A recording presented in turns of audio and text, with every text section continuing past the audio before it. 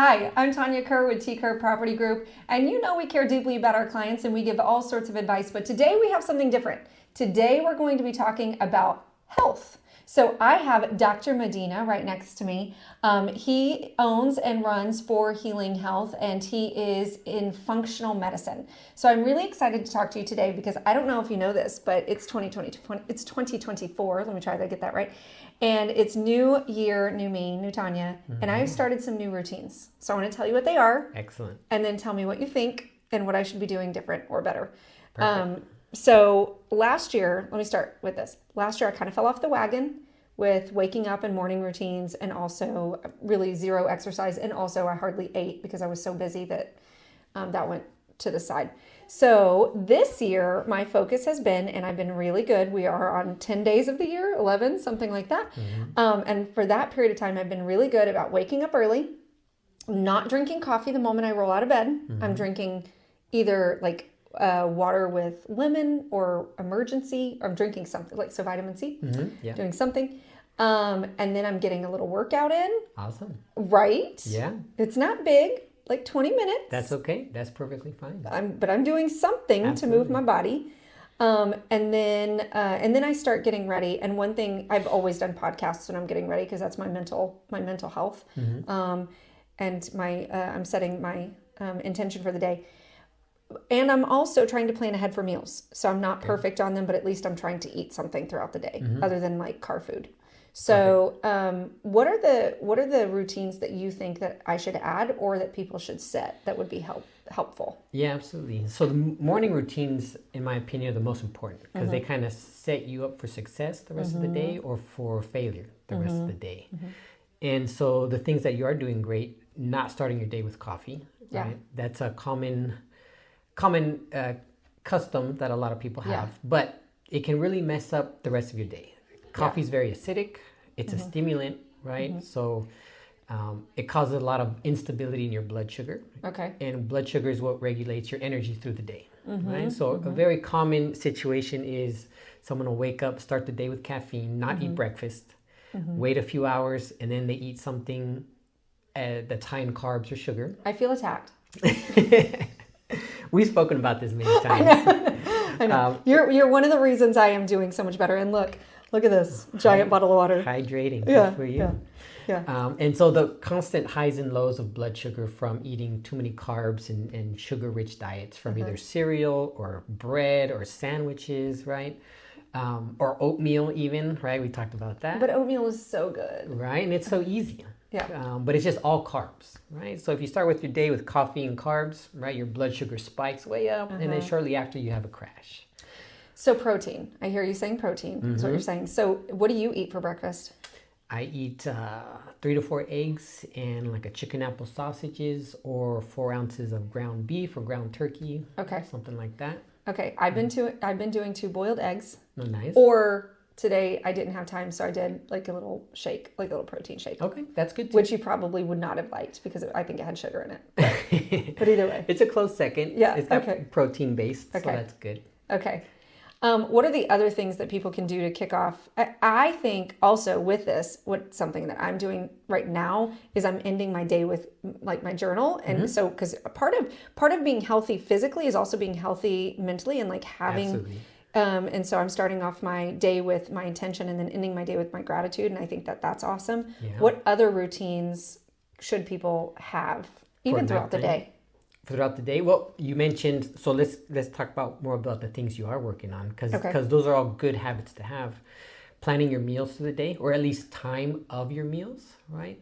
It's very common for people to get busy and just forget to eat or put eating aside because it's secondary to the goals they're trying to accomplish for that day. I have big goals. Right?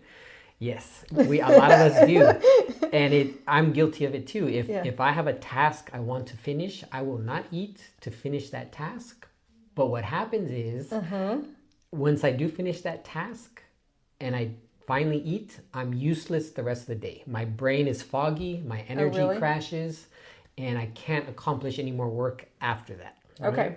So as a preventative to prevent that, I time my meals appropriately, which is something you're working on doing. like you mentioned. Yeah, my soup right now, my stew, is still sitting in the microwave right now as we speak because I haven't gotten to it yet. Yeah.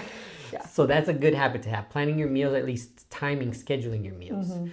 And then the wind down routine is also very important. Ooh, let's talk about this because I don't do this at all.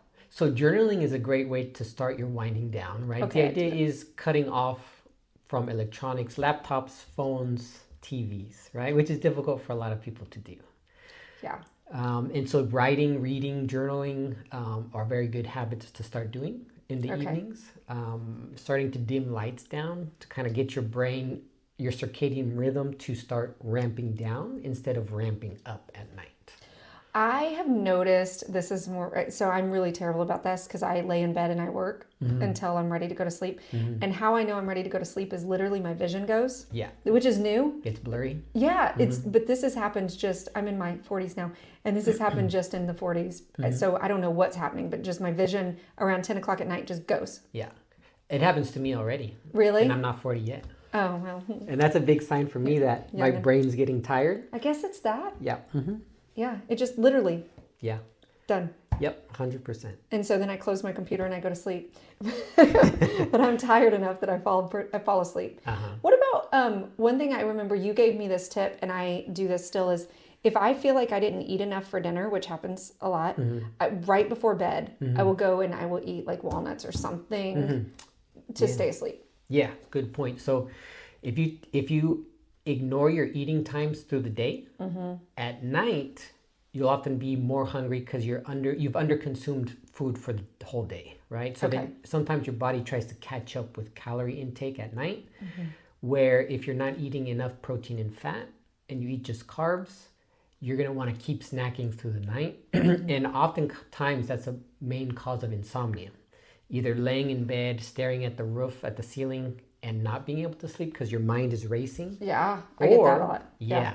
Or you fall asleep, but at 2, 3 in the morning, you wake up and you can't go back to bed. No, I'm so much better. I'm feeling really proud of myself right now because I just realized how much better I am that I haven't done this in a while. I will wake up at 2 or 3 and start working and start sending emails because I can't. Yeah. I can't turn it off. And that happens because you get a massive adrenaline spike because you've undereaten.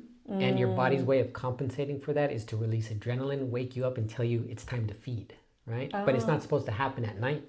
So eating walnuts, eating something fatty or protein rich before bed keeps you stable through the night, so you get more deep, restful sleep, so you wake up more energized. Yeah, I will say this, we're only 11 days in, so I don't want to, I need to come back to this in like June and make sure I'm still doing it. But I am feeling more energetic. Good. I'm feeling more positive. I'm feeling better about life. How, another question. This is, I argue with somebody about this, so I want to know. How do you know you're dehydrated? Oh, there's a couple different ways. One of the most simple is if you pinch your skin. See, I told somebody this and they said I was wrong. Oh, well, there you go. You've had it. The doctor said it here first. Look. All right, so ready? Yeah. Dehydrated. Okay. So that's a big one. Because it doesn't go down right away? Exactly. Are you sure that's not just me losing collagen? That one's more hydration for sure on the hand. Sometimes you'll see changes in the face, right? Okay.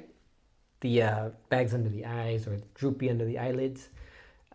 That could be some collagen, but hydration has a lot to do with that too. Okay. All right. How else? How else does somebody know they're dehydrated?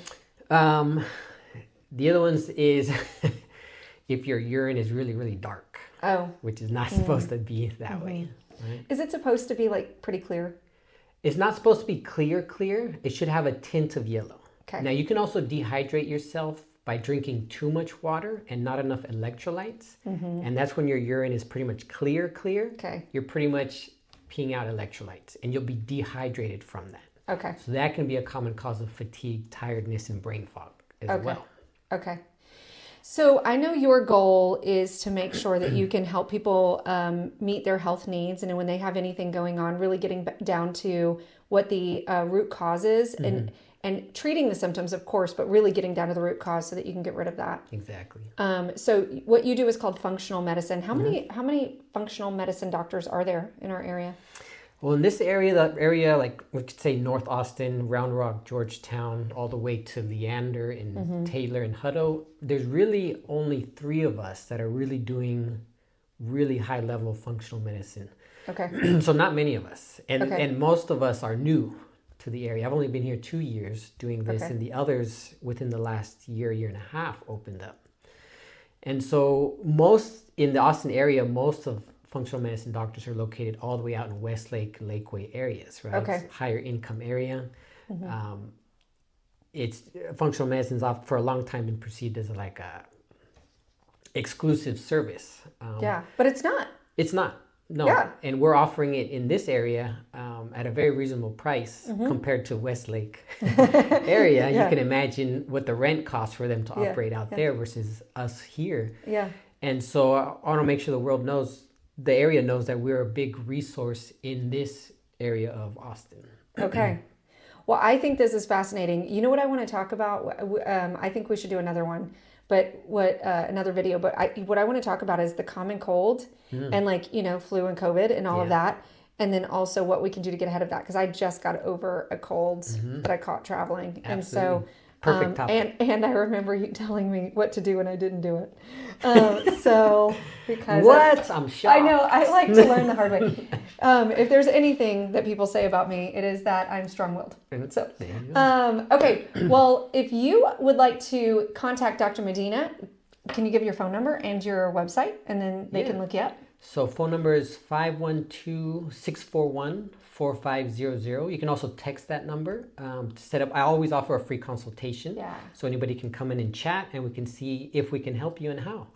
And then our website is the number 4healinghealth.com. Yeah. They have massage services too, so look that Yeah. up. Yeah. Chiropractic, all the things. All right. Well, thank you very much for being here, and we will see you soon. Brought to you by T. Kerr Property Group.